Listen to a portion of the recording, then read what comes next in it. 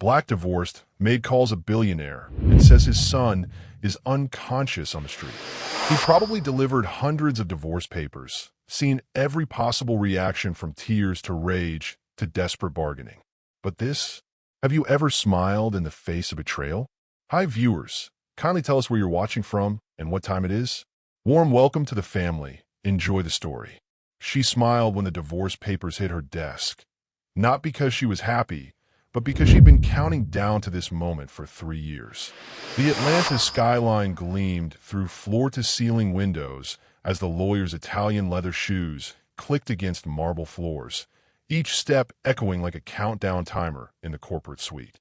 Every head in Danielle Carter's office turned to watch this tall, sharply dressed stranger march toward her corner office with a manila envelope that would change everything. Her assistant tried to intercept him, but he brushed past with the confidence of a man carrying nuclear codes. Mrs. Lawson, his voice cut through the morning buzz of keyboards and conference calls. I have documents from your husband's attorney. The entire floor went silent. Phone stopped ringing. Conversations died mid-sentence. Everyone knew Richard Lawson, the billionaire real estate mogul from Texas whose face graced magazine covers and whose deals shaped city skylines from Houston to Atlanta. They also knew marriages like theirs didn't end quietly. Danielle looked up from her computer screen, her dark eyes meeting his without a flicker of surprise.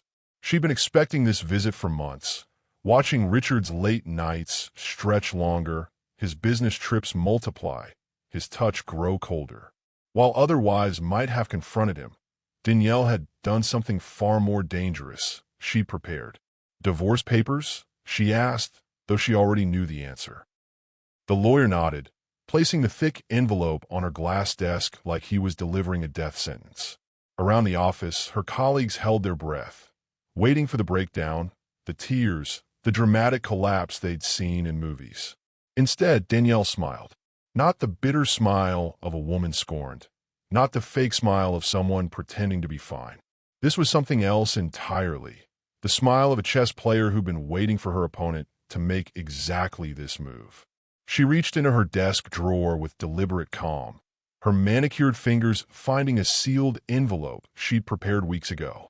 The paper was heavier than his, more expensive, and infinitely more dangerous. Give this to Richard, she said softly, sliding her envelope across the desk. Her voice carried the kind of quiet authority that made grown men listen, the same tone that had closed million-dollar marketing deals and commanded boardrooms full of skeptical executives. The lawyer hesitated, clearly expecting hysteria or at least some questions about alimony and asset division. But Danielle just sat there, perfectly composed in her cream-colored blazer, looking like a woman who held all the cards instead of someone whose world was supposedly crumbling. Have you ever smiled in the face of betrayal? When someone thought they were destroying you, but you were 3 steps ahead. Share your comeback moment below. The lawyer tucked her envelope into his briefcase, confusion flickering across his face.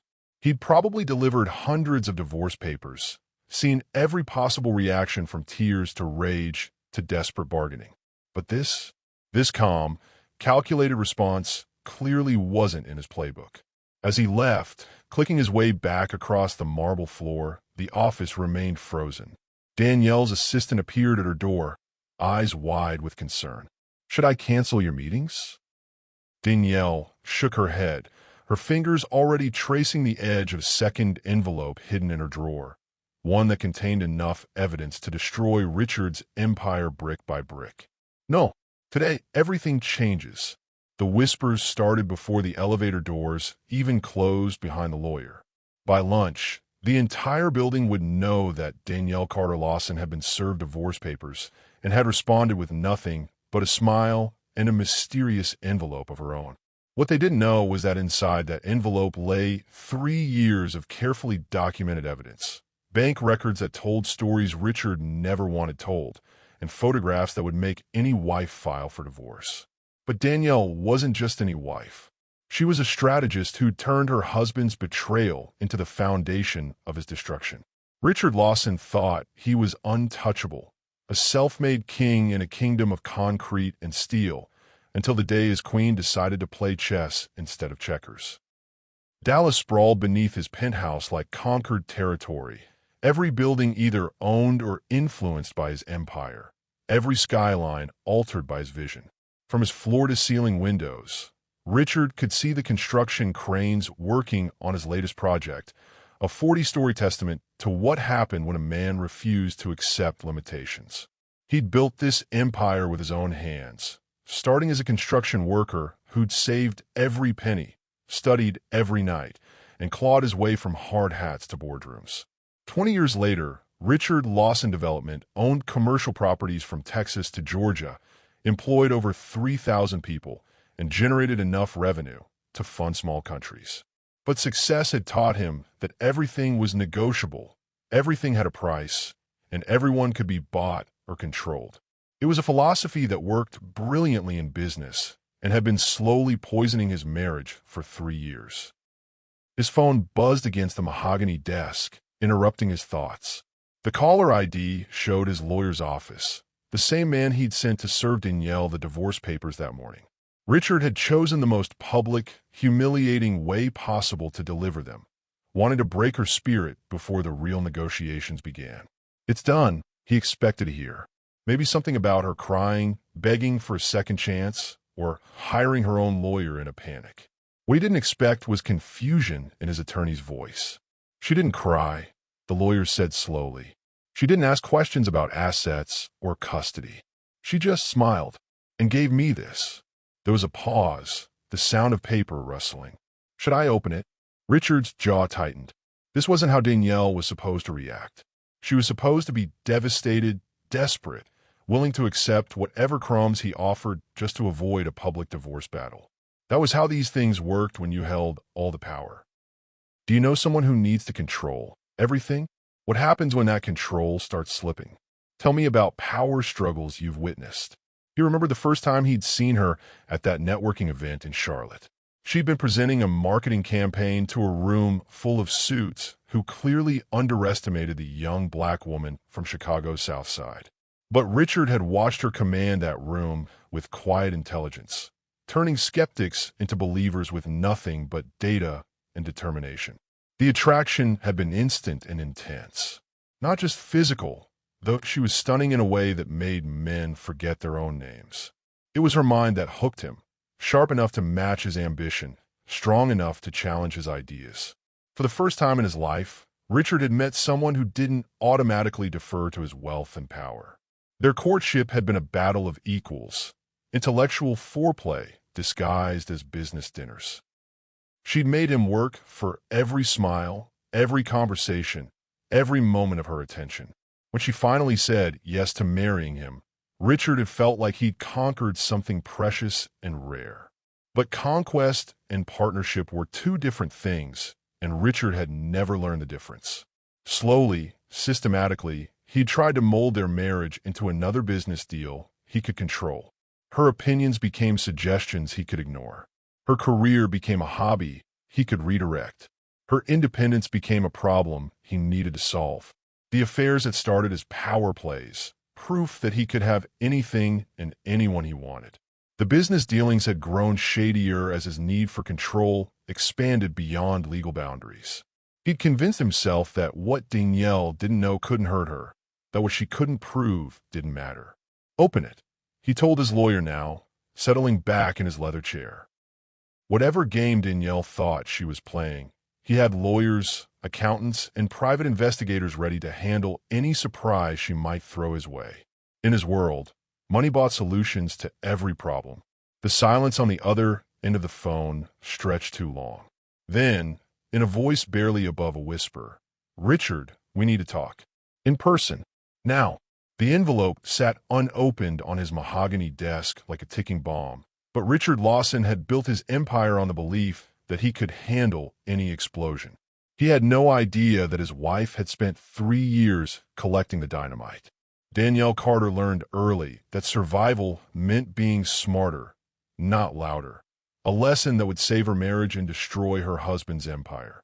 The Georgia heat couldn't touch her in the climate-controlled boardroom where she commanded million-dollar campaigns, her Chicago grit wrapped in Southern charm. But sitting here now, watching her colleagues steal glances at her through glass walls, Danielle's mind traveled back to the South Side apartment where she'd learned that intelligence was the only weapon that couldn't be taken away. Her mother had worked 3 jobs to keep them afloat after her father disappeared when Danielle was 12. Every night, while other kids watched TV, Danielle studied at their kitchen table under a light that flickered when the neighbors upstairs ran their washer. She learned that success wasn't about being lucky. It was about being prepared when opportunity finally knocked. You're going to have to be twice as good to get half as much, her mother used to say, words that became Danielle's personal gospel. By high school, she was valedictorian. By college, she'd earned a full scholarship to Northwestern. By 25, she was running marketing campaigns for Fortune 500 companies. Moving to Atlanta had been strategic. The city was booming, full of opportunities for someone willing to work harder than everyone else in the room. She'd landed a job with Morrison & Associates, one of the Southeast's premier marketing firms, and within 2 years had been promoted to senior director. That's where she'd been when Richard Lawson walked into her life at a Charlotte networking event. All confidence and expensive cologne. She'd been presenting a campaign for sustainable urban development. Watching a room full of middle-aged white men try to poke holes in her research. Most women would have been intimidated. Danielle had been energized. Have you ever had to be twice as good to get half as much? When did you realize your differences were actually your superpowers? Share your story. Richard had been different from the others. He'd asked intelligent questions, challenged her ideas without dismissing them, treated her expertise with respect instead of surprise. When he'd approached her after the presentation, she'd expected another networking conversation about synergistic opportunities.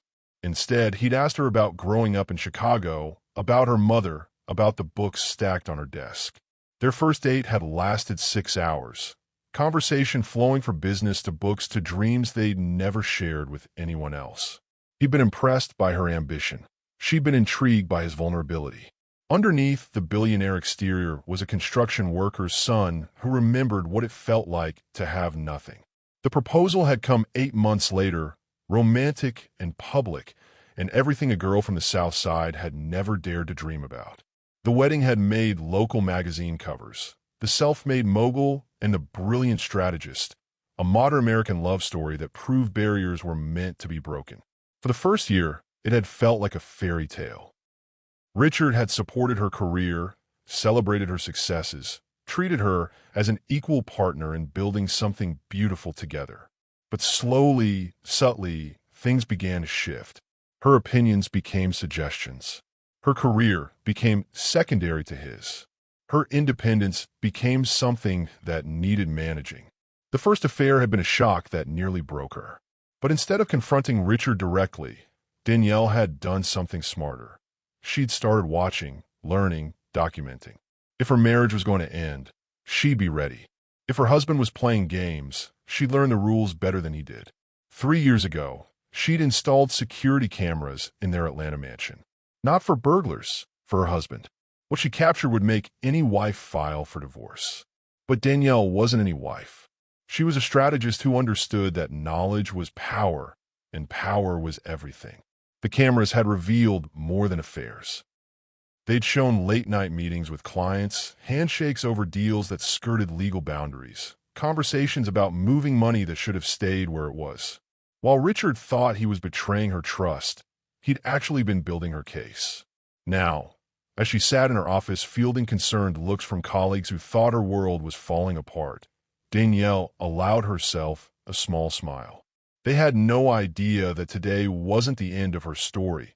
It was the beginning of Richard's reckoning. Her phone buzzed with a text from her mother. "Saw the news, baby. You okay?"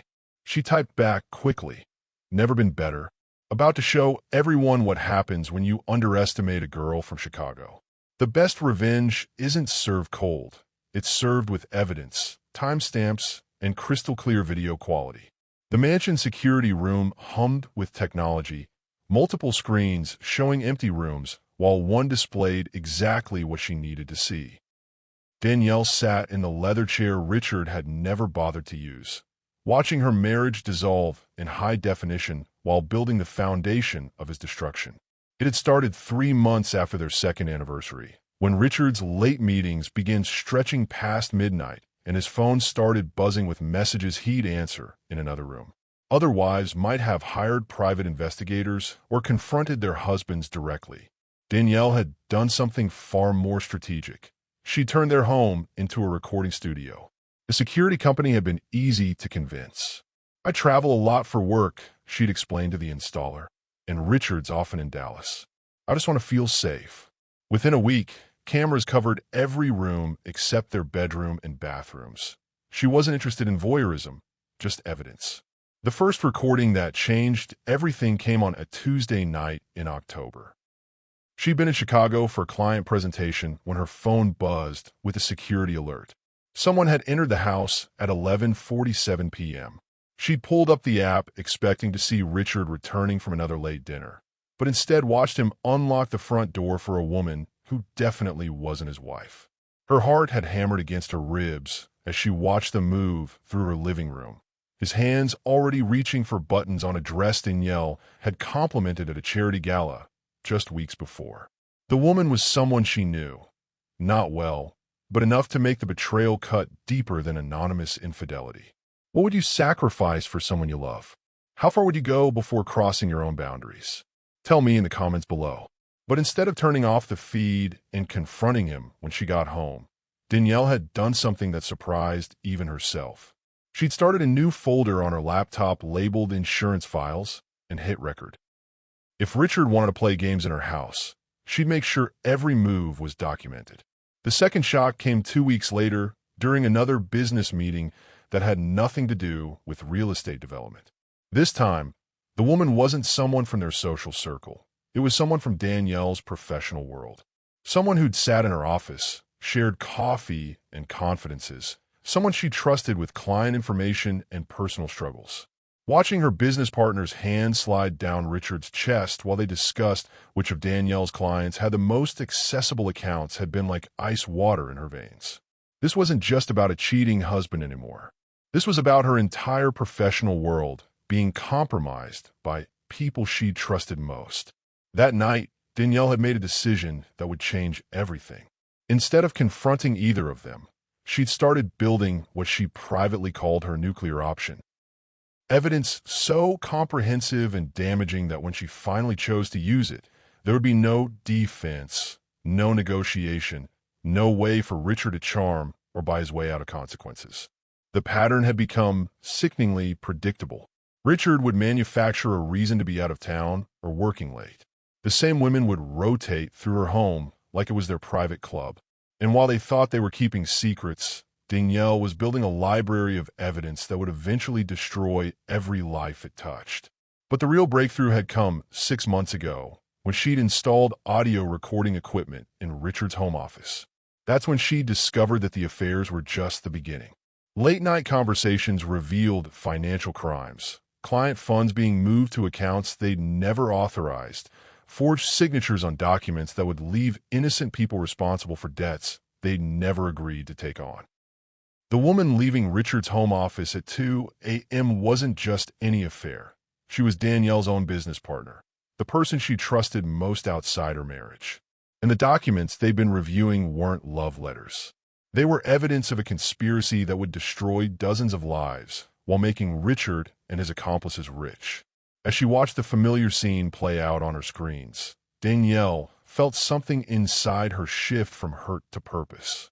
Richard had made the mistake of thinking she was just another pretty wife to be managed and manipulated. He had no idea he'd married someone who understood that the best revenge wasn't emotional. It was systematic, documented, and absolutely devastating.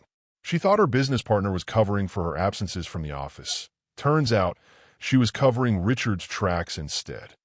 The conference room where they planned campaigns and celebrated victories now felt like a crime scene. Every shared laugh now a potential lie. Danielle sat across from Jessica Morrison, the woman who'd been her closest friend in Atlanta, watching her review client files with new eyes that saw patterns instead of coincidences. Jessica had always been the one pushing for late meetings when Danielle was traveling. Always the one suggesting they handle certain accounts personally rather than involving the full team. Always the one who seemed to know exactly which clients had the most liquid assets available for investment opportunities. The Henderson account needs attention, Jessica was saying now, her blonde hair catching the morning light streaming through floor-to-ceiling windows. They've got that development money sitting idle. We should present some options. 6 months ago, Danielle would have agreed without question. Jessica had been her mentor when she'd first joined Morrison & Associates, the successful woman who'd shown her how to navigate Atlanta's business world. They'd bonded over being female executives in a male-dominated industry, shared strategies for commanding respect in rooms full of skeptical men. Now, Danielle watched Jessica's manicured fingers tap against her tablet and wondered how long the betrayal had been going on. How many girls' nights had actually been planning sessions with Richard? How many client recommendations had been setups for theft rather than legitimate investments? When you discover betrayal, are you a confronter or a planner? What's your instinct when trust breaks? Share your approach below. The Hendersons are conservative investors, Danielle said carefully, testing her suspicions. They specifically said they wanted low-risk options. She pulled up the client file on her laptop, scrolling through notes she'd made during their initial meeting. Look, right here, Mrs. Henderson said they couldn't afford to lose their nest egg. Jessica's smile never wavered, but something shifted behind her green eyes. Conservative doesn't mean stupid, Danielle. Sometimes the best opportunities look risky to people who don't understand the market. She leaned forward, voice dropping to the conspiratorial tone that had once made Danielle feel included in something special. I've been talking to some developers who could turn their money into serious returns. Life-changing money. The same developers Richard worked with. The same projects that existed more on paper than in reality. The same opportunities that had already cost 3 other clients their retirement savings while Richard and his partners pocketed management fees for non-existent developments. Danielle nodded thoughtfully, as if considering the proposal instead of calculating how many laws it would break. That's interesting. Who are these developers? She kept her voice light, curious rather than suspicious. Maybe we should vet them thoroughly before we present anything to the Hendersons. Richard actually recommended them, Jessica said, and there was the admission that connected every suspicious dot Danielle had been tracking. His company has worked with them before. He says they're completely legitimate. Of course he did, because Richard specialized in making illegal things look legitimate, in finding ways to steal money from people who trusted him with their financial futures. And Jessica had become his partner in a crime that went far beyond adultery. When did you and Richard start discussing our clients' investments? Danielle asked, still maintaining her innocent, interested tone. Jessica hesitated for just a moment, long enough for Danielle to know she was choosing her lie carefully. We ran into each other at that charity gala last month. You know how these networking events are. Business comes up naturally. The charity gala where Danielle had been in Dallas visiting her mother. The same night, the security cameras had captured Jessica leaving their house at 2 a.m., carrying a briefcase full of client files that definitely weren't supposed to leave the office. But as she scrolled through financial records later that day, Danielle discovered something worse than adultery. Richard wasn't just cheating on her, he was stealing from her clients. Bank transfers that didn't match authorized investments. Signatures on documents that looked like their client's handwriting but had been created using software Richard's company used for contract automation. The Henderson account wasn't just being targeted for a bad investment. It was being set up as the fall guy for a Ponzi scheme that had already cost dozens of families their life savings. When the whole thing collapsed, and it would collapse soon, the Hendersons would be left holding forged documents that made them liable for millions in debt they'd never actually received. Jessica wasn't just Richard's lover. She was his accomplice in a financial crime that would destroy innocent people's lives while making the conspirators rich. In every client meeting, every girls' night, every moment of friendship had been part of an elaborate setup to gain access to the information Richard needed to pull off his thefts. As Danielle closed her laptop and smiled at Jessica across the conference table, she made a mental note to check which other clients had been discussed during their casual conversations. Because if Richard thought he could use her professional relationships to commit crimes, he'd just given her everything she needed to destroy him completely.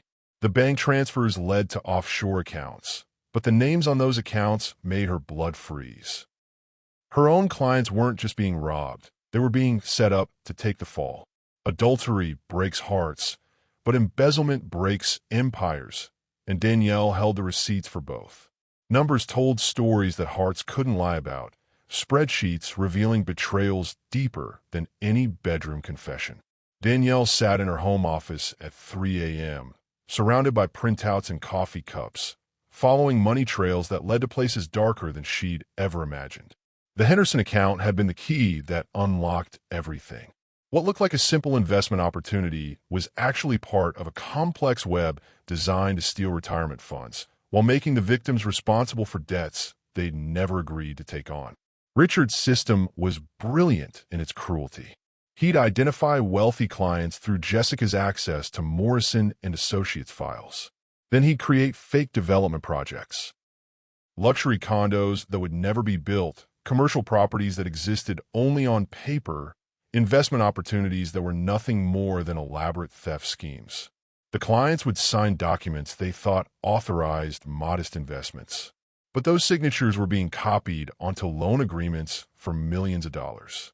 When the fake projects inevitably failed, the clients wouldn't just lose their investments. They'd be left owing money to shell companies Richard controlled through offshore accounts. Mrs. Henderson's signature had already been copied onto a loan document for $2.3 million. She thought she'd invested $50,000 in a small Atlanta condo development. In reality, she was being set up to lose her house, her savings, and her freedom when investigators came looking for someone to blame. When you realize someone's crimes go beyond personal betrayal, do you become their accomplice by staying quiet? What's your moral line? Tell me below. But the financial records revealed something even more disturbing. This wasn't Richard's first time running this type of scheme. Bank records going back 5 years showed dozens of similar transactions, dozens of families destroyed by investments they'd never actually made. The Morrison and Associates connection had provided perfect cover.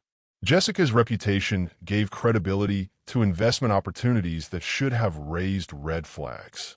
Her access to client information made targeting wealthy victims simple. And her relationship with Danielle had provided the final piece. Someone trusted enough to make even the most careful clients lower their guard. Danielle pulled up another file, this one showing transactions from 18 months ago.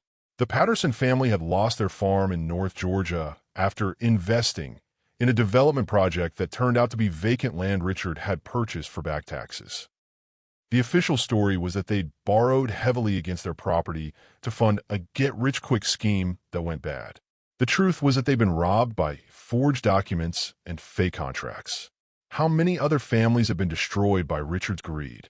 How many elderly couples had lost their homes because they'd trusted the wrong people? How many retirement dreams had been stolen by signatures they'd never actually made? The pattern was always the same. Identify wealthy targets through Jessica's client files. Create fake investment opportunities that sounded legitimate. Get signatures on documents that looked like investment agreements but were actually loan applications. Move the money through shell companies to accounts Richard controlled. Then wait for the inevitable collapse while the victims got blamed for their own destruction. Richard's attempt at reconciliation that morning had been perfectly timed. He'd come home with flowers and apologies, trying to seduce her back into compliance while she printed evidence of his crimes. His hands had roamed her body like they used to in the beginning, seeking the passion that had once made her blind to his faults. For a moment, she'd almost let herself believe his performance. The man who'd once made her feel like the most important person in his world was still there underneath the lies and crimes. But as he'd whispered sweet promises against her neck, her laptop screen had shown another family's financial destruction, another elderly couple's retirement stolen by forged signatures. She'd submitted to his touch while building his case, letting him think his charm still worked while she documented every crime. Because this wasn't just about their marriage anymore. This was about justice for dozens of families who'd trusted the wrong people with their futures. The bank transfers led to offshore accounts, But the names on those accounts made her blood freeze. Her own clients weren't just being robbed. They were being set up to take the fall for loans they'd never applied for, debts they'd never agreed to accept, financial crimes they'd never committed. Richard's greatest weakness wasn't his greed. It was underestimating the women he thought he controlled. The wine bar in Buckhead became their unofficial headquarters, conversations disguised as girl talk, while evidence accumulated like interest. Danielle had learned that the best way to gather information wasn't through confrontation. It was through creating safe spaces where truth could emerge naturally. Sarah Mitchell sat across from her, nervously twirling her wedding ring around her finger. At 35, she managed Richard's personal calendar and had access to more of his secrets than anyone realized. What she didn't have was anyone she could trust with the truth about what she'd been witnessing. "I've been wanting to talk to someone about this for months," Sarah whispered, glancing around the dimly lit bar like she expected Richard to materialize from the shadows. "But he's my boss, and these aren't the kind of accusations you make lightly." Danielle kept her expression neutral, encouraging rather than leading. "What kind of things have been bothering you?" "The meetings that don't show up on his official calendar. The clients who come in upset about investments they swear they never authorized. The documents he has me notarize without letting me read them first." Sarah's voice dropped even lower. "And the women. So many women coming and going from his office after hours. Have you ever found strength in sisterhood during your darkest moment? When women support each other, what becomes possible? Share your experience." Another woman joined their conversation. Lisa Chun, who worked in accounting for Richard's development company. She'd been quiet all evening, but Sarah's confession seemed to give her permission to speak her own truth. "I've been tracking payments that don't match any projects I can find," Lisa said, sliding a flash drive across the table. "Millions of dollars go to shell companies for developments that don't exist. When I asked Richard about them, he told me to stop being so curious about things that were my job." The flash drive contained 5 years of financial records that painted a picture of systematic fraud. Payment authorizations for projects that had never broken ground. Loan documents with signatures that didn't match the handwriting samples on file. Client funds being moved to accounts that had nothing to do with the investments they'd authorized. "There's more," Lisa continued, her voice barely audible above the bar's background music. "I found copies of loan applications with client signatures, but the amounts don't match what those clients actually invested. Someone's been copying signatures onto completely different documents." Danielle's heart raced, but she kept her expression calm and supportive. "Have you kept copies of these discrepancies?" "Everything's on that drive, but I'm scared to go to authorities without knowing how deep this goes. What if other people in the company are involved? What if I'm the only one who gets blamed for not catching it sooner?" The conversation continued for 2 more hours, other women joining their circle as word spread through Richard's orbit that someone was finally willing to listen to their concerns. His real estate assistant revealed phone calls about moving money to accounts that didn't exist. His marketing coordinator shared emails about promoting investment opportunities that had no substance behind them. By the end of the evening, Danielle had connections to 8 different women who'd witnessed pieces of Richard's criminal enterprise. None of them had felt safe speaking up alone, but together they formed a network of witnesses that could bring down his entire operation. The most shocking revelation came from Richard's personal trainer, Maria Santos, who'd been working with him for 3 years. She'd overheard conversations during their sessions that she'd initially dismissed as business stress. "He talks while we work out," Maria explained, accepting a glass of wine from Danielle. "Usually it's just complaints about difficult clients or city permits. But lately, it's been different. He's been talking about people who need to learn lessons and clients who deserve what's coming to them." Maria pulled out her phone, showing voice memos she'd started recording during their sessions. "I started keeping these because some of the things he said scared me. Listen to this one from last week." Richard's voice filled their small circle through her phone speaker. "These old folks think they can just sit on money while other people work for a living. When this all shakes out, they'll learn that trust is expensive and stupidity costs everything." The women around the table exchanged glances that spoke volumes. This wasn't just about financial crimes anymore. It was about a man who took pleasure in destroying people who trusted him. When Richard's personal assistant, a woman Danielle barely knew, slid a flash drive across the table, she whispered, "This will end him. But are you sure you want to be the one holding the gun?" The drive contained Richard's complete calendar for the past 2 years, including meetings he kept off his official schedule. It showed a pattern of client meetings followed immediately by visits from the shell company representatives who would later steal their money. It proved that Richard hadn't just been aware of the crimes. He'd been orchestrating them from the beginning. Some secrets are so dangerous that speaking them aloud feels like pulling the pin from a grenade. The parking garage echoed with whispered confessions, concrete walls holding secrets that could topple towers. Sarah Mitchell's hands shook as she lit her third cigarette in 10 minutes, the flame illuminating fear in her eyes that went deeper than job security. "You don't understand," she said, smoke curling between them in the Atlanta humidity. "He's not just stealing from clients. He's planning to pin it all on you." Danielle's blood went cold despite the summer heat radiating from the concrete around them. "What do you mean?" "I've been typing the documents," Sarah whispered, glancing toward the garage entrance like she expected Richard's security team to appear. "Legal briefs, financial statements, correspondence with investigators. He's been building a case that makes you look like the mastermind behind everything." The cigarette fell from Sarah's fingers, forgotten as the words poured out. "He has emails that make it look like you were pressuring Jessica to find wealthy clients. Bank records that show transfers to accounts with your name on them, accounts you never opened. Even recorded conversations where your voice says things you never said. When someone plans to destroy your reputation while sharing your bed, how do you process that level of betrayal? What would you do? Comment below." Danielle's mind raced through implications that made her stomach turn. Richard hadn't just been cheating and stealing. He'd been systematically building her up as the fall guy for crimes he'd been committing for years. Every romantic dinner, every intimate conversation, every moment of trust had been part of an elaborate setup to destroy her completely. "The timeline makes sense from his perspective," Sarah continued, lighting another cigarette with shaking hands. "You're the marketing expert who would know how to find wealthy targets. You have access to Morrison and Associates client files through Jessica. You're smart enough to create complex financial schemes and manipulate people into signing documents they don't understand." The beauty of Richard's plan was its believability.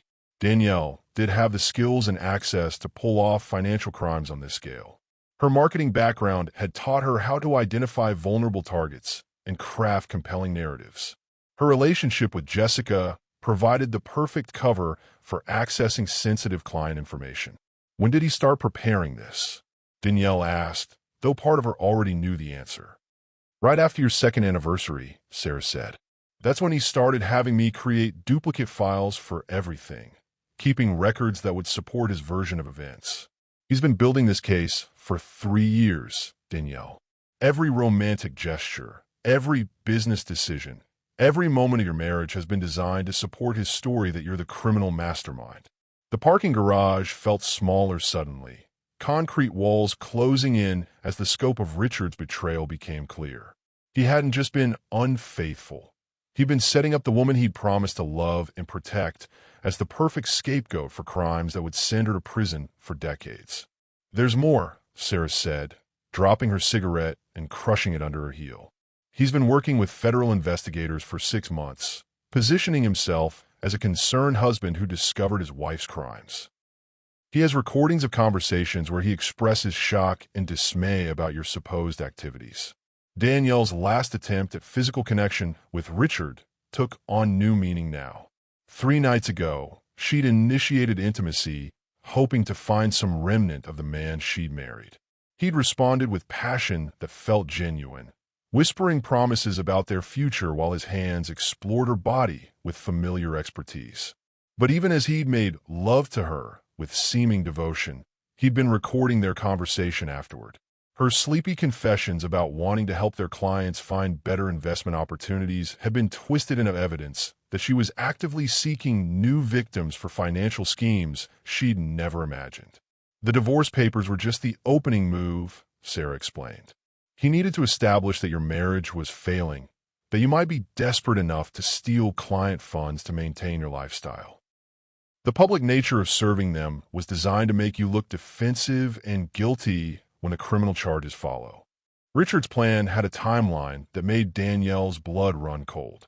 The divorce would create financial pressure and public scrutiny. The criminal charges would follow within weeks, supported by 3 years of carefully manufactured evidence. By the time investigators sorted truth from fiction, she'd be bankrupt, disgraced, and possibly in prison. "Why are you telling me this?" Danielle asked, studying Sarah's face in the dim garage lighting. "Because I have a daughter," Sarah said simply. "And because what he's doing to those elderly clients reminds me of what happened to my grandmother. She lost everything to a scam artist who made her trust him before he destroyed her life." Sarah reached into her purse, pulling out a final flash drive. "This contains everything: the real timeline, the manufactured evidence, the recordings he thinks prove your guilt. But it also contains something he doesn't know I have." She paused, making sure Danielle understood the gravity of what she was about to reveal. "I recorded him explaining his plan to his lawyer. Every detail, every timeline, every piece of evidence he's manufactured. He thinks he's been playing chess while you play checkers. But now you have his entire playbook." Richard's plan had a timeline. The divorce was just step 1. Step 2 would leave her bankrupt, disgraced, and possibly in prison, unless she moved first. Chess masters know the game is one long before checkmate, and Danielle was 3 moves ahead of a man who thought he was playing alone. The law firm's conference room buzzed with controlled urgency, documents spreading across mahogany like battle plans. Danielle sat at the head of the table, no longer the grieving wife, but the general of an army Richard never saw coming. Attorney Marcus Webb reviewed the evidence with the focused intensity of a man who'd built his career on cases everyone else considered unwinnable. At 62, he'd seen every type of financial crime and family betrayal. But Richard Lawson's systematic destruction of his own wife was something that offended him on both professional and personal levels. "This is the most comprehensive frame job I've encountered in 30 years of practice," Marcus said, holding up printouts of the manufactured evidence Sarah had provided. "He's created a false timeline, forged financial records, and even manipulated recorded conversations to support his narrative."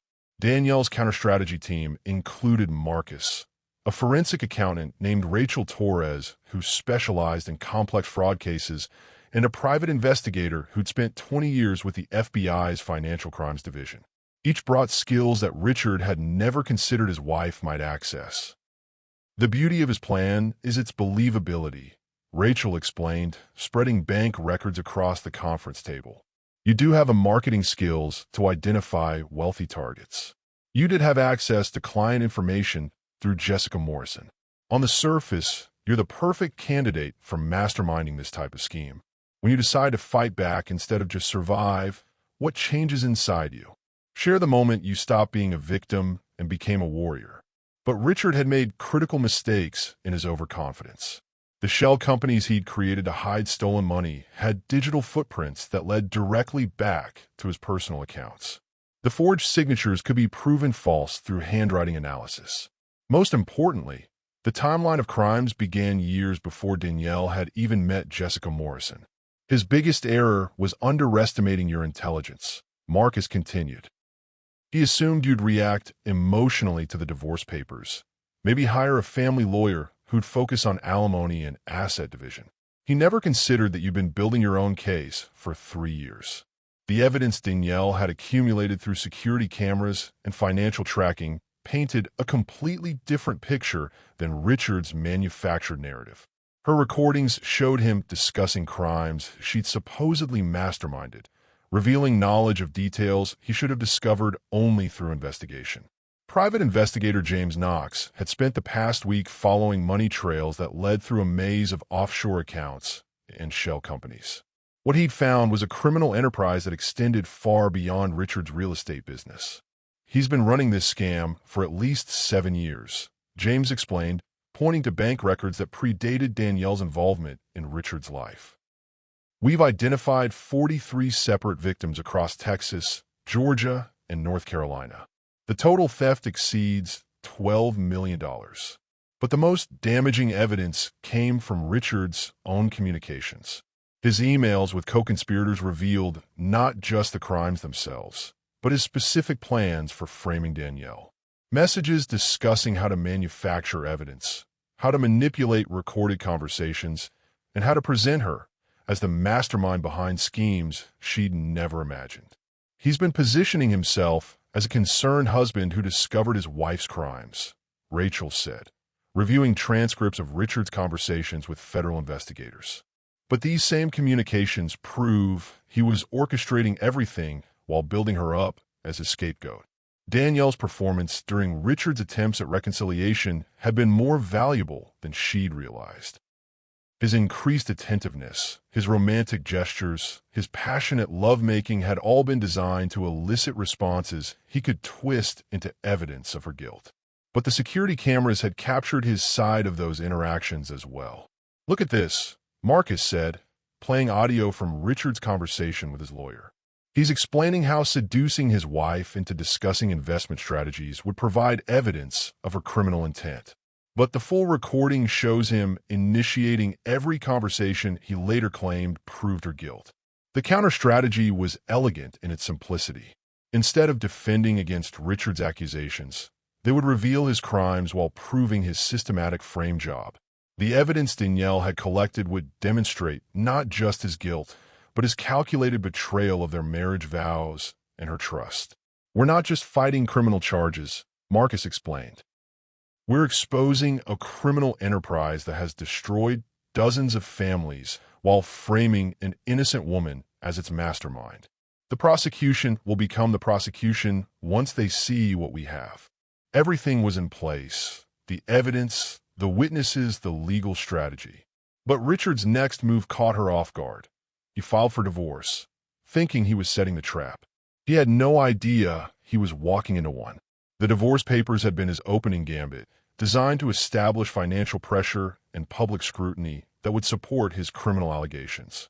But they'd actually provided Danielle with the perfect opportunity to reveal everything she discovered about his crimes. He thought serving divorce papers in her office would humiliate her publicly. Instead, he gave her the perfect stage for her performance. The office fell silent like a theater between acts. Every employee an unwilling audience to a drama they didn't understand.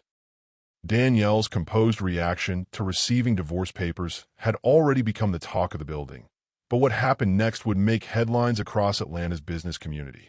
Her envelope wasn't just evidence of Richard's affairs. It was a complete breakdown of every illegal transaction, every forged signature, every client he'd robbed over 7 years of systematic fraud.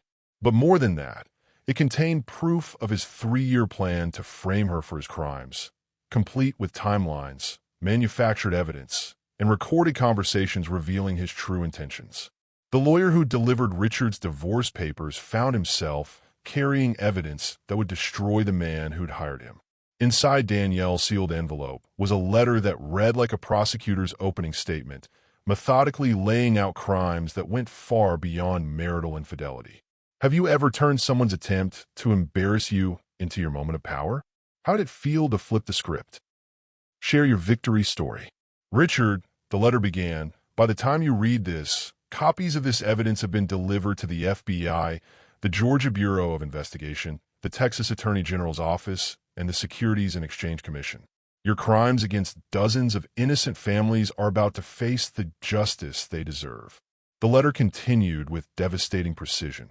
"You thought you could frame me for your crimes while destroying our marriage as a distraction. But every conversation you recorded to prove my guilt actually proves your own. Every document you forged to implicate me bears your real fingerprints. Every timeline you created to support your narrative falls apart under investigation." But the most damaging paragraph revealed the depth of his personal betrayal. "You seduced me, married me, and built our relationship as part of an elaborate plan to create the perfect scapegoat for crimes you've been committing since before we met.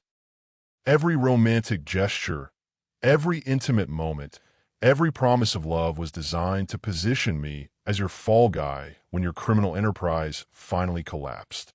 The envelope also contained flash drives with security camera footage showing Richard's affairs, but more importantly, showing his late-night meetings where crimes were planned and evidence was manufactured. Audio recordings revealed him explaining to co-conspirators how to frame his wife for schemes she'd never imagined. Financial records proved that the shell companies receiving stolen client funds were created and controlled by Richard personally, years before Danielle had access to any client information. Bank transfers showed money flowing directly to accounts he'd established using falsified business documents. Most devastating of all were Richard's own communications with his lawyer, where he'd explained his strategy for framing Danielle in detail. Emails discussing how to manipulate her responses during intimate conversations. Messages about timing the divorce to create maximum pressure for criminal charges that would follow. Your biggest mistake, the letter concluded, was underestimating the intelligence of the woman you married.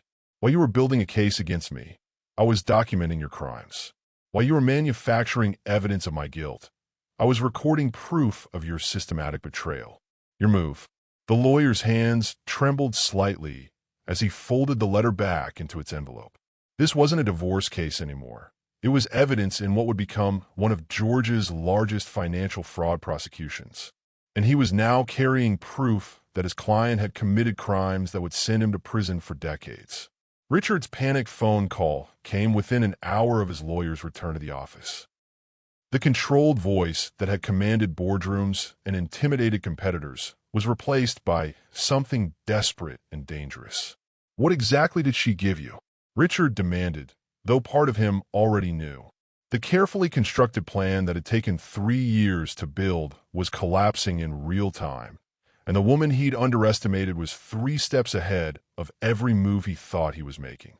The office where Danielle had received divorce papers that morning buzzed with whispered conversations about her mysterious response. Colleagues who'd expected to see her devastated instead watched her work with focused intensity, making phone calls that sounded more like strategy sessions than damage control. By end of business that day, rumors were spreading through Atlanta's financial community that Richard Lawson's empire was under federal investigation. Stories about forged documents and stolen client funds began surfacing as victims realized they weren't alone in their losses. Inside Danielle's envelope wasn't just evidence of his affairs. It was a detailed breakdown of every illegal transaction, every forged signature, every client he'd robbed. And a note, your move. But Richard's next move would prove that cornered criminals don't surrender quietly. They become more dangerous than anyone imagines. Desperation makes dangerous men do stupid things, and Richard Lawson was about to prove that cornered criminals don't surrender quietly. The penthouse that had once felt like a throne room now felt like a prison cell, floor-to-ceiling windows revealing a Dallas skyline that seemed to mock his crumbling empire. Richard paced between mahogany furniture and marble floors, his Italian leather shoes clicking against surfaces that would soon belong to federal prosecutors. His phone buzzed with the 5th call from his lawyer in 30 minutes. Each conversation brought worse news than the last. The FBI had frozen his business accounts. The SEC was investigating his shell companies. Clients were coming forward with stories of forged signatures and unauthorized loans that painted him as the architect of a criminal enterprise spanning multiple states. But the most devastating blow had come from an unexpected source, his own employees. The women he dismissed as irrelevant were now providing testimony that corroborated every detail in Danielle's evidence. Sarah Mitchell, his personal assistant who'd typed his criminal plans, was now explaining those plans to federal investigators. Lisa Chun from accounting was walking prosecutors through financial records that proved systematic fraud. How did she know about the offshore accounts? Richard demanded during his lawyer's latest call. Those companies were established through attorneys in 3 different countries. There's no way she could have traced that money. But even as he asked the question, Richard knew the answer. While he'd been treating their marriage as an elaborate setup for his criminal defense, Danielle had been treating his crimes as a case study in corporate fraud. She'd applied the same analytical skills that made her successful in marketing to unraveling his financial schemes. Have you ever watched someone's overconfidence become their downfall? When power corrupts absolutely, what breaks the spell? Share your observations below. The security footage from their home had been particularly damaging. Richard's late-night meetings with co-conspirators, recorded in high definition, showed him explaining in detail how to manipulate client signatures and create fraudulent loan documents. His passionate discussions about teaching lessons to people who trust too easily revealed a man who took pleasure in destroying innocent lives. Worse than the criminal evidence was the personal betrayal it revealed. Hours of recordings showed Richard discussing his marriage as nothing more than an elaborate crime scene setup. Conversations where he'd explain to accomplices how seducing his wife into discussing investment strategies would provide evidence of her supposed criminal intent. The recordings of their intimate moments together had become evidence of his systematic manipulation. Every romantic gesture, every passionate encounter, every whispered promise had been designed to elicit responses he could later twist into proof of her guilt. The man who'd sworn to love and protect her had been building a case to destroy her from their very first kiss. His attempted reconciliation 3 nights ago took on new meaning now. The passionate lovemaking that had felt like genuine connection was actually his final attempt to gather evidence for his frame job. As they'd moved together with familiar intimacy, his hands exploring her body with practiced skill, he'd been mentally recording her responses for use against her in court. But the security cameras had captured his side of those interactions as well, revealing a man performing love while planning betrayal. His whispered endearments were followed by phone calls to his lawyer about timing the divorce for maximum impact. His tender touches were bookended by meetings where he discussed manufacturing evidence of her crimes. Richard's phone rang again, this time showing his mother's number. News of the FBI investigation had reached Texas, and the woman who'd raised him to believe success justified any action now had to face the reality of what her son had become. Richard Allen Lawson, his mother's voice carried the authority that had shaped his childhood. I raised you better than this. Those people trusted you with their life savings, and you stole from them while planning to blame your wife. For the first time in years, Richard felt something that might have been shame, but it was quickly replaced by the anger that had fueled his crimes. This was Danielle's fault for being too smart, too thorough, too unwilling to accept the role he'd written for her in his criminal drama. He pulled up her contact information, fingers hovering over her number. Part of him wanted to call and rage at her for destroying the life he'd built. Another part wanted to beg for mercy, to explain that the man who'd committed these crimes wasn't the man who'd fallen in love with her in Charlotte. But as he stared at her name on his phone screen, Richard realized the most devastating truth of all. There had never been 2 different men. The criminal who'd stolen from innocent families and the husband who'd seduced his wife into trusting him were the same person. His love for Danielle hadn't made him better. It had just given him a more personal victim to betray. The king was falling, but his queen had already moved to safety while the castle burned around him. Justice moves slowly until it doesn't. And when the FBI comes calling, empires crumble faster than the lies that built them. Special Agent Maria Santos sat across from Danielle in the federal building's sterile interview room, case files stacked like building blocks of evidence between them. At 45, Maria had spent 20 years investigating financial crimes, but the systematic nature of Richard Lawson's fraud scheme impressed even her experienced perspective. In 30 years of prosecuting financial crimes, I've never seen evidence this comprehensive from a victim's spouse, Maria said, reviewing the flash drives and documents Danielle had provided. Most fraud cases take months to piece together. You've handed us everything we need for prosecution, wrapped with a bow.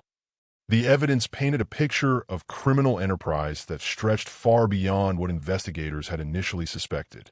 What began as suspected embezzlement from a few clients had revealed itself as a 7-year conspiracy that had stolen over $12 million from 43 separate victims across 3 states. The shell company structure was particularly sophisticated, Maria continued, pointing to financial records that showed money flowing through multiple offshore accounts. He created a maze designed to hide stolen funds while making victims responsible for debts they never agreed to take on.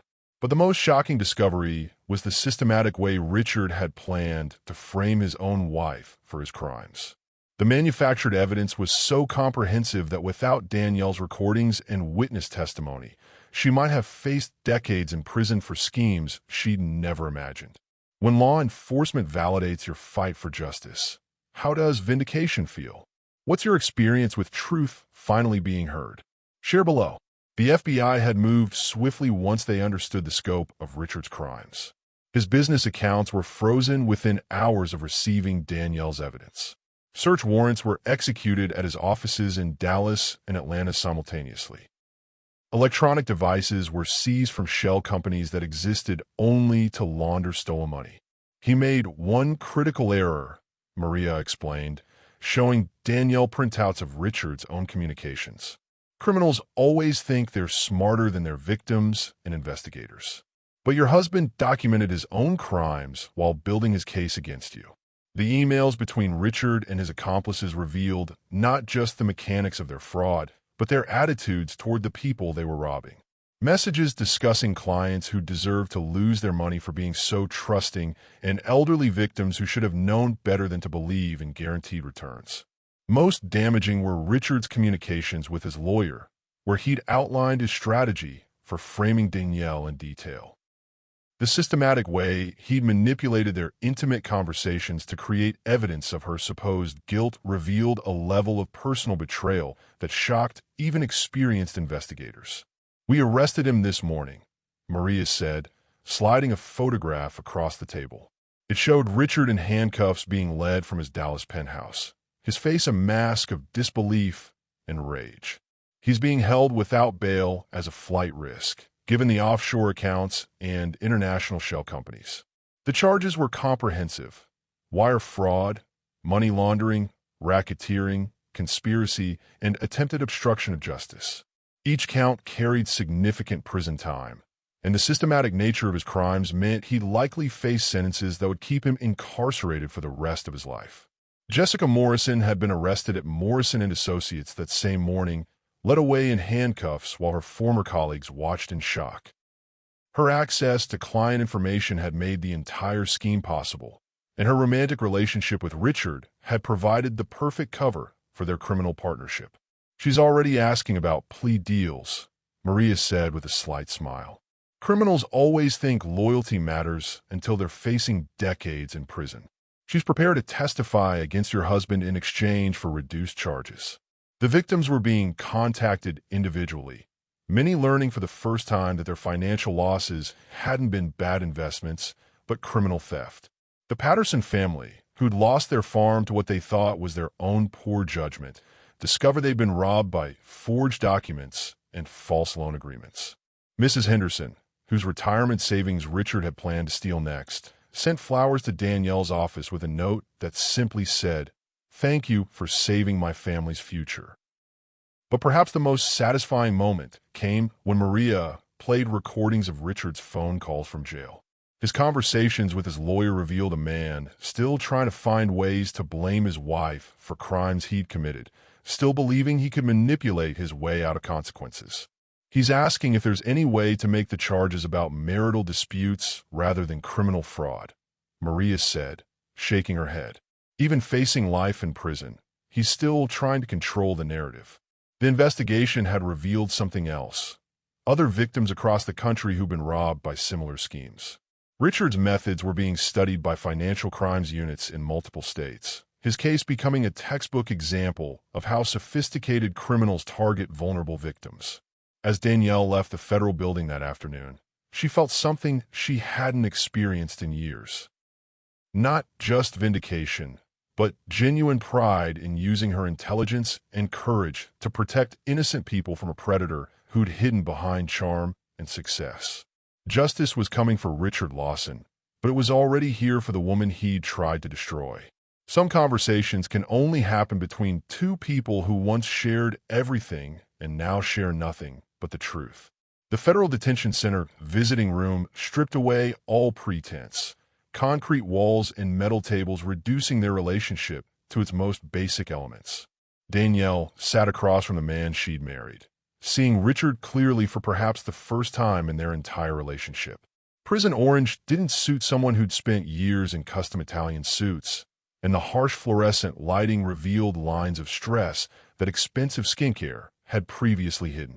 But it was his eyes that showed the most dramatic change. The confident charm that had once made her forget her own name was gone, replaced by something desperate and dangerous. "You destroyed me," Richard said, his voice carrying none of the authority that had once commanded boardrooms. "I gave you everything: money, status, a lifestyle most women dream about. And you repaid me by destroying my life's work." Danielle studied his face, looking for any trace of the man who'd courted her with intelligence and vulnerability. "Your life's work was stealing from innocent people while planning to frame your wife for your crimes. Those people were willing participants in investment opportunities," Richard insisted, falling back on justifications that sounded hollow in the sterile visiting room. "If they were too stupid to understand the risks, that's not my fault." The man sitting across from her bore little resemblance to the person who'd whispered promises about their future while his hands explored her body with passionate intensity. That Richard had been performing even during their most intimate moments, gathering evidence he could use to destroy her while pretending to love her with desperate need. Have you ever looked at someone you once loved and realized you never actually knew them? When does disappointment become relief? Share your revelation below. "Mrs. Henderson trusted you with her retirement savings," Danielle said quietly. "She was planning to leave that money to her grandchildren. You were going to steal it and leave her responsible for debts that would have cost her everything." Richard's jaw tightened, revealing flashes of the anger that had always simmered beneath his charming surface. "You think you're so much better than me? You use your position at Morrison and Associates to access client information. You had relationships with wealthy targets that made the whole thing possible." "I had professional relationships built on trust," Danielle corrected. "You turned my career into a weapon against the people I was supposed to help." The visiting room conversation felt surreal, discussing crimes and betrayals in a space designed for family reunions and lawyer consultations. Other inmates and visitors conducted their business at nearby tables, creating a backdrop of whispered conversations and careful emotions. "I loved you," Richard said, and for a moment his voice carried echoes of the man who'd made her believe in fairy tales. "Everything I did was to build a future for us. The money, the properties, the lifestyle, it was all for our life together. You built our life on stolen money while planning to blame me for your crimes," Danielle replied, her voice steady despite the pain his words still carried. "Every romantic gesture, every intimate moment was designed to gather evidence you could use against me in court." Richard's composure finally cracked, revealing the rage that had driven his crimes from the beginning. "You were supposed to be grateful for everything I gave you. Instead, you turned into some kind of detective, recording conversations and building cases like you were working for the FBI. I was protecting myself from a man who'd been planning my destruction since our second anniversary," Danielle said, pulling out copies of the documents his own assistant had provided. 3 years, Richard. You spent 3 years building evidence to frame me for your crimes while pretending to love me." She spread the papers across the metal table, timelines showing when he'd started manufacturing evidence, email communications discussing how to manipulate their intimate conversations, recorded discussions about positioning her as the mastermind behind schemes she'd never imagined. "You seduced me 3 nights before filing for divorce," Danielle continued, her voice gaining strength from the truth she'd carried alone for so long. "While we made love like we were rebuilding our connection, you were recording everything to use as evidence of my supposed guilt." Richard's face went pale as she revealed the depth of what she discovered. "You don't understand the pressure I was under. The business demands, the client expectations, the need to generate returns that satisfied everyone. I understand that you chose to steal rather than admit when investments went bad," Danielle replied. "I understand that you chose to blame innocent people rather than take responsibility for your failures. And I understand that you chose to destroy your wife rather than face consequences for your crimes." The man across from her seemed to shrink as she spoke, the commanding presence that had once filled rooms reduced to someone making excuses in a prison visiting room. "I never wanted to hurt you. When this all started, I thought I could protect you from knowing what I'd done. You thought you could use me as your scapegoat while pretending to protect me, Danielle corrected. The only thing you were protecting was your own freedom. As visiting time ended and guards prepared to escort Richard back to his cell, he made one final attempt at the manipulation that had once worked so effectively. I still love you, Danielle. Despite everything that's happened, despite this place, I still love the woman I married. Danielle looked at him for a long moment, seeing past the desperate performance to the man who never actually loved anyone more than he'd loved his own power. The woman you married never existed, Richard. She was just another character in your criminal enterprise. She stood to leave, but turned back for one final observation. The saddest part is that you had everything: success, wealth, a woman who actually loved you. And you threw it all away because you couldn't resist taking what belonged to other people. Richard sat alone at the metal table as she walked away, finally understanding that his greatest victim hadn't been the clients he'd robbed. It had been the woman who'd trusted him with her heart. Courtrooms reveal truth with the precision of surgical instruments, cutting away lies to expose the cancer beneath. The federal courthouse buzzed with media attention as Richard Lawson's trial reached its conclusion, photographers capturing the fall of the man who'd once graced magazine covers as a symbol of American success. Danielle sat in the gallery wearing navy blue, a color that conveyed both authority and restraint as she watched justice finally catch up with her husband's crimes. Judge Patricia Williams had presided over financial fraud cases for 15 years, but Richard's systematic betrayal of his own wife while robbing dozens of families had clearly affected even her experienced perspective. "In 3 decades on this bench," she said during sentencing, "I have rarely encountered such calculated cruelty disguised as legitimate business." The evidence had been overwhelming. Security camera footage showing Richard planning crimes with co-conspirators. Financial records proving 7 years of systematic theft. Recorded conversations revealing his pleasure at destroying people who trusted him with their life savings. But perhaps most damaging had been the testimony from his own employees.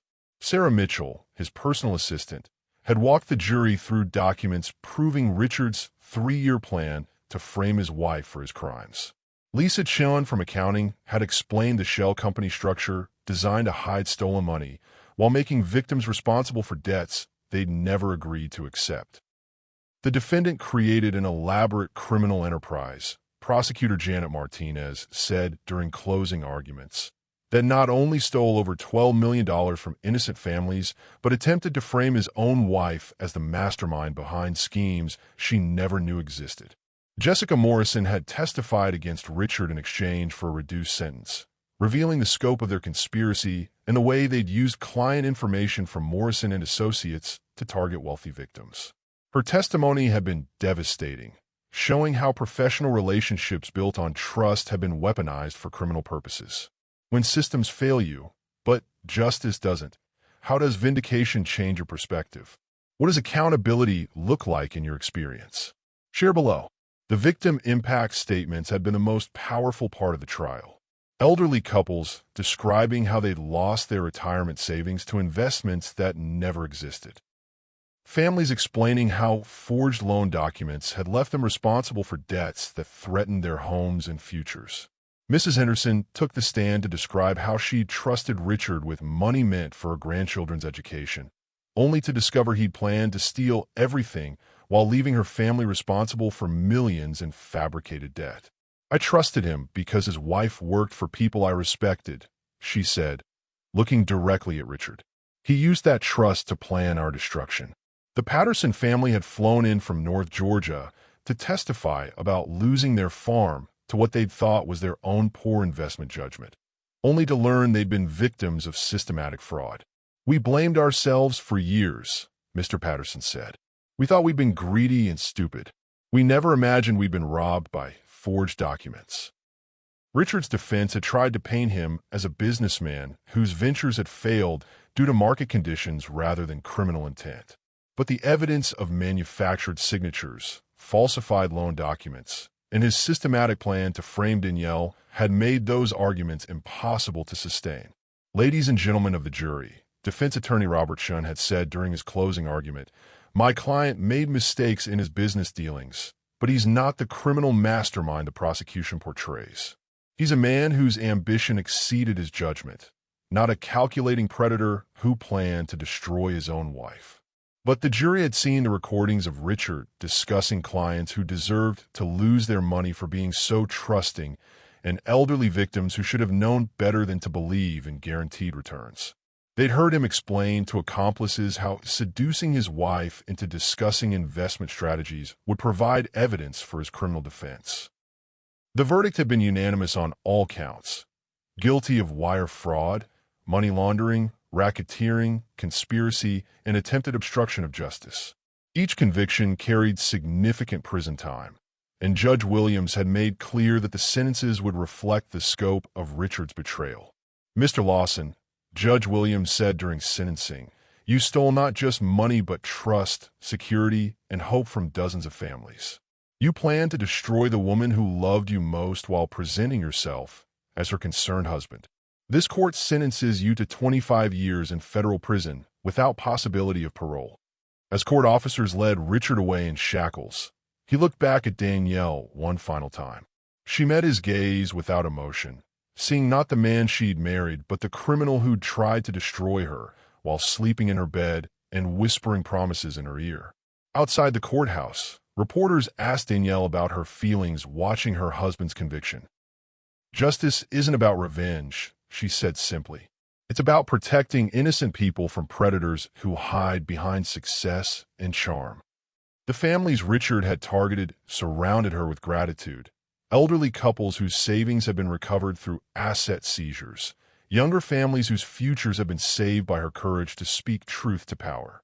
Justice had been served, but for Danielle, the real victory was simpler. She'd protected innocent people from a man who'd specialized in destroying trust. From the ashes of betrayal grows something stronger than what was burned. Wisdom earned through fire becomes unbreakable. The Atlanta skyline sparkled with morning light as Danielle signed the final papers dissolving Richard Lawson Development, transforming a criminal enterprise into resources for victim restitution. 6 months after the trial, she'd spent every day working with federal prosecutors and victim advocates to return stolen money to families who'd lost everything to her husband's greed. Her new office overlooked the same Georgia landscape where Richard had once planned his empire, but the view held different meaning now. Where he'd seen territory to conquer, she saw communities to serve. The consulting firm she'd launched focused on helping fraud victims rebuild their financial lives and protecting vulnerable clients from investment schemes that promised unrealistic returns. Phoenix Financial Protection Services felt like an appropriate name for a company born from the destruction of everything she'd once believed about love, trust, and partnership. The Phoenix mythology spoke to transformation through fire, emerging stronger after complete destruction. The morning started with a call from Mrs. Henderson, whose retirement savings had been fully recovered through asset seizures from Richard's hidden accounts. "I wanted you to know," the elderly woman said, "my granddaughter starts college this fall with money I thought was gone forever. You saved our family's future." Similar calls came daily from families across Georgia, Texas, and North Carolina. People who'd been robbed by someone they trusted, only to discover that trust had been weaponized against them. But now they had their money back, their home secure, their dignity restored through justice rather than charity. The Patterson farm was thriving again, the family having learned that their failed investment had actually been systematic fraud that left them victims rather than failures. "We're planning to plant 100 acres of winter wheat," Mr. Patterson had written in his latest letter. "Crops we thought we'd never afford because we blamed ourselves for being stupid with money we'd actually had stolen from us." How do you rebuild after betrayal? What grows back stronger than what was broken? Share your comeback story below. Danielle's personal transformation had been as dramatic as her professional pivot. The woman who'd once measured success by her husband's approval now found satisfaction in protecting other people from men like Richard. She'd learned that real strength came not from being loved perfectly, but from refusing to accept love that demanded she minimize herself. The divorce had been finalized while Richard served his federal sentence, the proceedings complicated by asset seizures and victim restitution requirements. Their shared properties had been liquidated to pay back stolen money, leaving Danielle with far less wealth but infinitely more peace. Dating remained complicated. Men approached her at networking events and professional conferences, drawn by her intelligence and impressed by her courage in exposing financial fraud. But intimate relationships required trust she wasn't ready to rebuild, vulnerability she needed time to develop on her own terms.